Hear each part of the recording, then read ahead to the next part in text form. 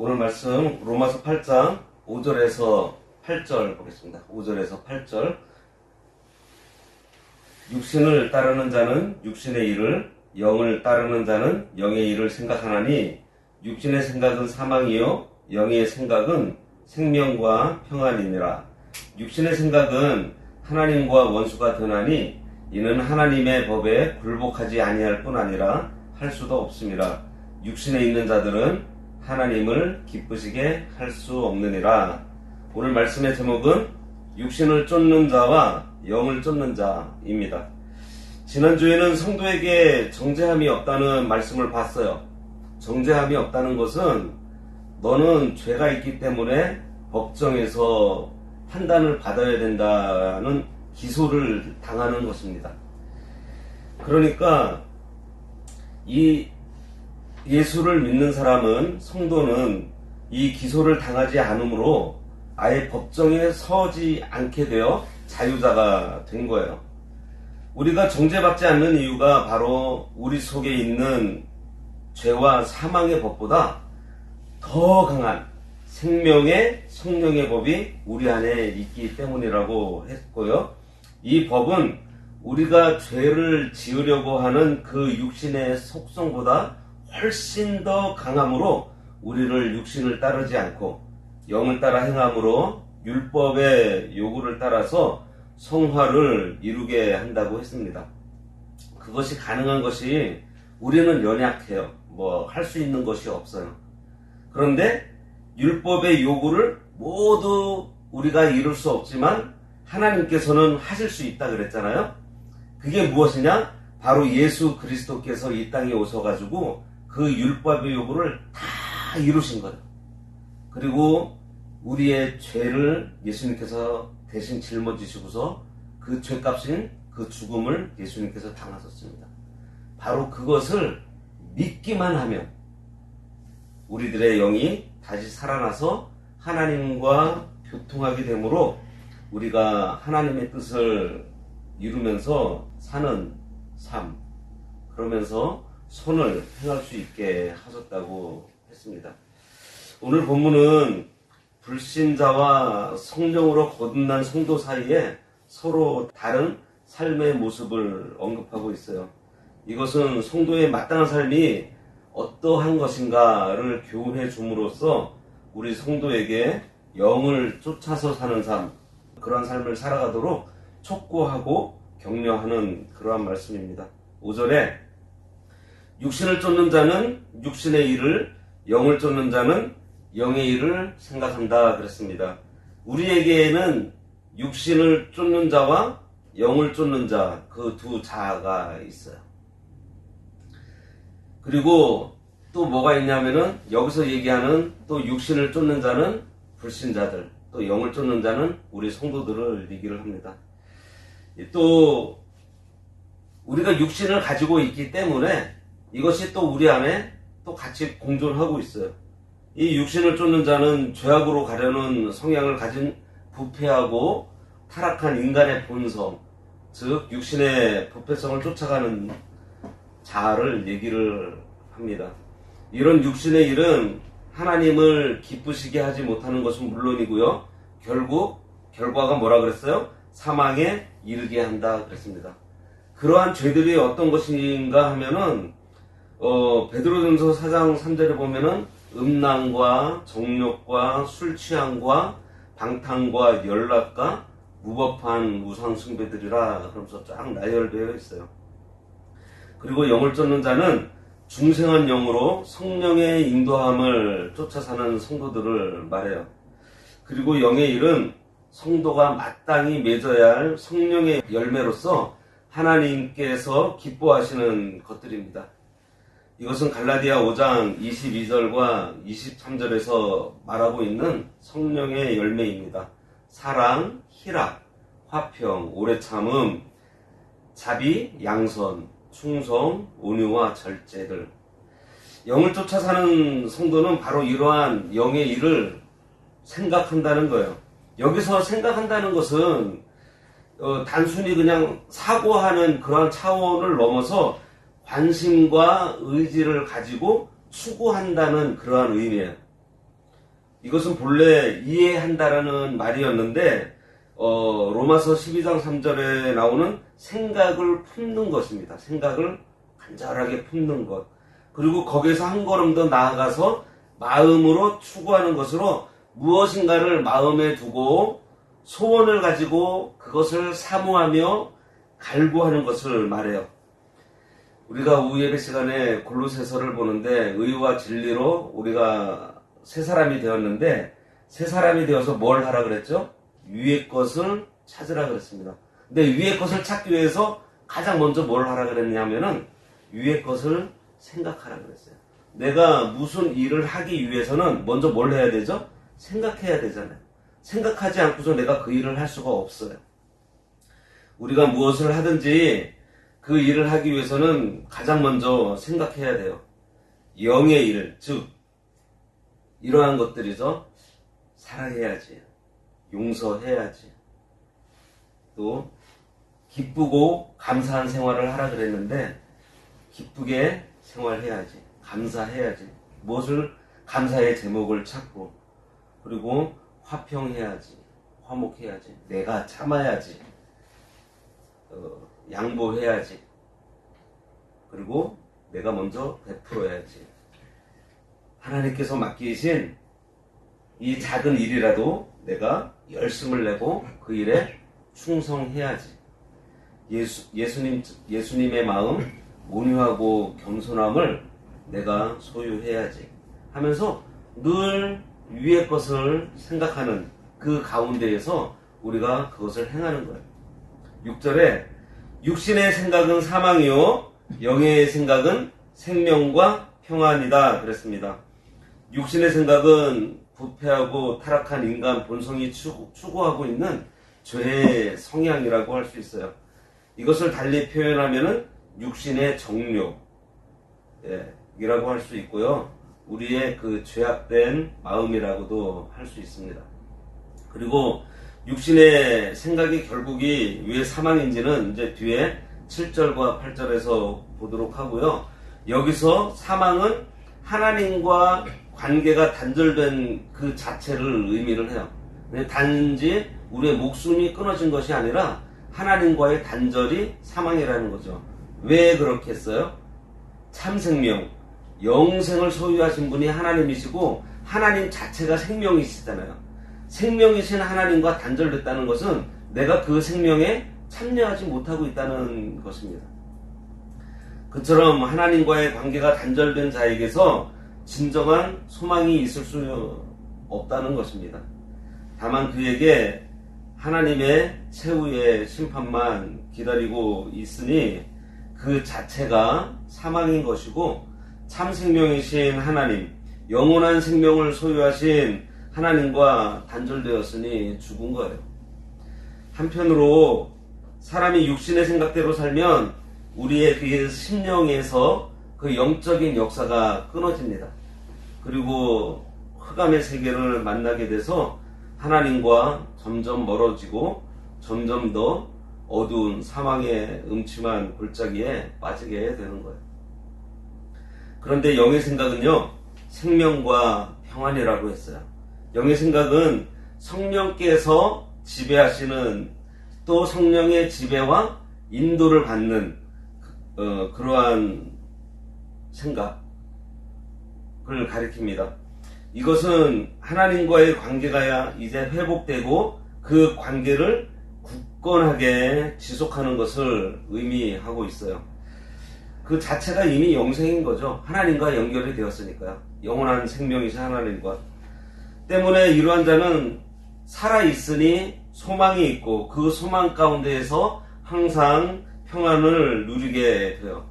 여기서 이 평안은 먼저 하나님과 원수되었던 상태에서 이제 하나님과 화해하고 하나님과 화목하게 된 것을 의미해요.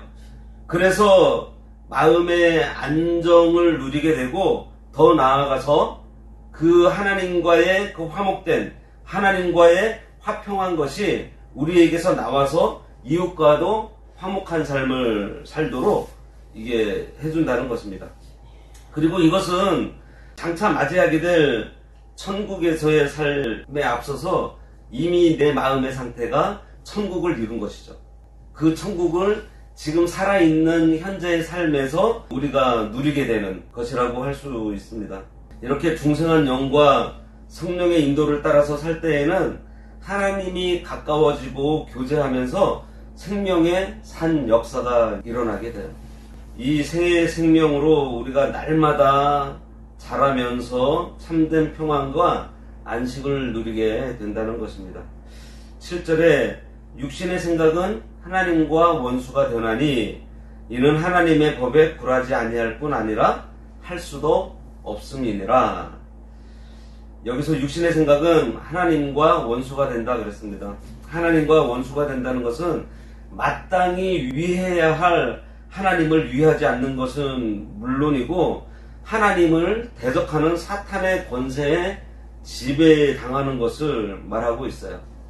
이처럼 육신의 생각이 하나님과 원수되는 것에 대해서 바울은 그 이유를 전적으로 우리가 부패했다. 그리고 전적으로 무능력하다라고 말하고 있습니다. 사람의 노력과 율법을 따라서 살고자 하는 사람은 육신의 이 욕심, 이 부패성을 따라 육신 중심으로 생각하게 되기 때문에 이것은 하나님과 원수되는 생활을 할 수밖에 없는 거예요. 이는 하나님의 법에 굴복하지 아니할 뿐 아니라 할 수도 없다 그랬습니다. 여기서도 하나님의 법은 1차적으로는 율법으로 볼 수 있지만 보다 넓은 의미에서 성경 전체를 통해서 하나님께서 인간에게 명시하시고 요구하시는 의롭고 거룩한 하나님의 선한 뜻입니다.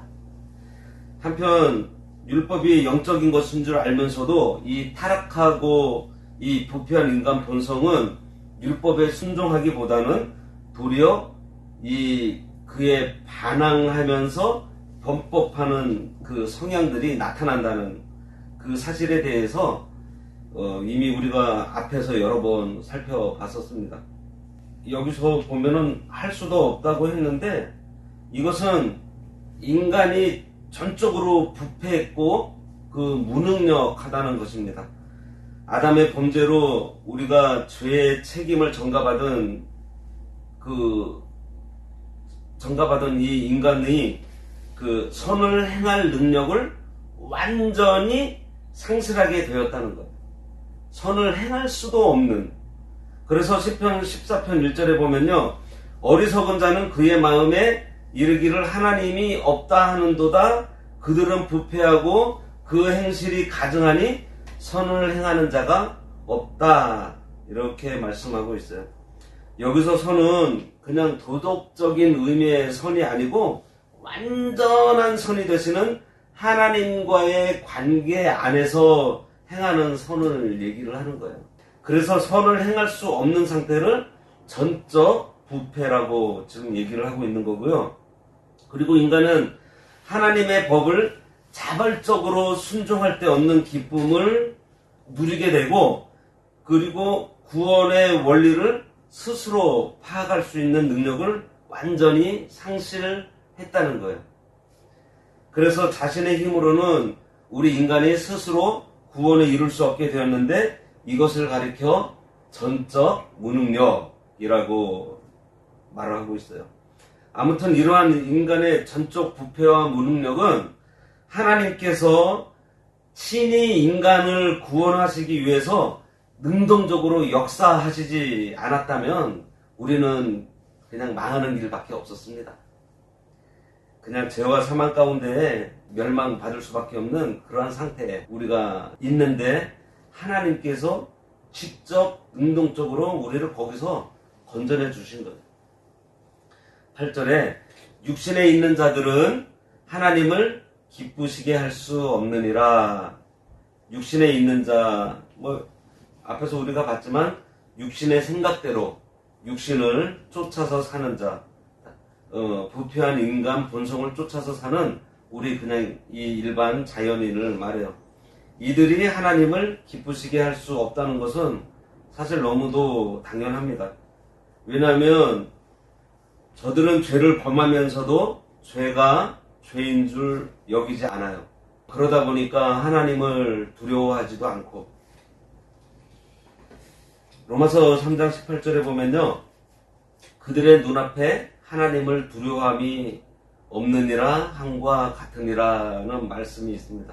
이렇게 육신의 생각대로 사는 것이 하나님을 기쁘시게 할 수 없는 이유가 되는 것은 육신의 소욕은 항상 성령의 그 역사를, 성령을 거스르기 때문이에요.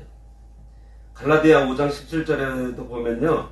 육체의 소욕은 성령을 거스르고 성령은 육체를 거스리나니 이 둘이 서로 대적하므로 너희가 원하는 것을 하지 못하게 하려 함이니라고 말하고 있습니다. 우리 여기서 육신의 생각으로 육신대로 하나님의 뜻대로 살려고 아무리 애써도요 안 돼요. 그러니까 이 말씀 뭐냐면은 아무리 우리가 육신의 생각대로 애쓰고 노력을 아무리 해도 하나님의 뜻이 아니면 이루어지지 않는다는 거예요. 네. 그러나 성령의 인도함을 받는 자들은 성령께서 심령 가운데 조명해 주심에 따라서 죄의 결국이 어떠하다는 것과 하나님의 선하시고 기뻐하신 뜻이 무엇인지를 이제 깨달아서 우리들로 이 구습을 버리고 날마다 새 사람 있기를 힘쓰게 되는 거예요. 이러한 생활이 하나님을 기쁘시게 하는 것입니다. 성도가 영의 사람으로 영을 쫓아서 살기 위해서는요, 가장 먼저 해야 될 게 있어요. 그게 뭐냐면은 자기를 부인해야 합니다. 지금까지 육체의 욕심을 따라서 살았던 이 옛사람, 앞에서는 구습이라고 얘기했는데요. 그거 다 버리고 자기 중심적인 것, 자기를 위하는 것 다 내려놓는 것이 자기를 부인하는 것입니다. 그러고서 우리 주님을 간절히 찾아야 돼요. 우리가 지금 이사야서를 보고 있는데 히스기야 왕에 대해서 보고 있는데요. 히스기야가 죽게 되었다는 말을 듣고서 히스기야는 이전에 자신이 진실함과 전심으로 하나님을 섬겼던 그 처음 사랑을 찾기 위해서 부르짖으며 눈물로 하나님 앞에 기도했습니다. 저 죽게 되었는데 살려주세요라고 하는 기도를 하지 않았어요.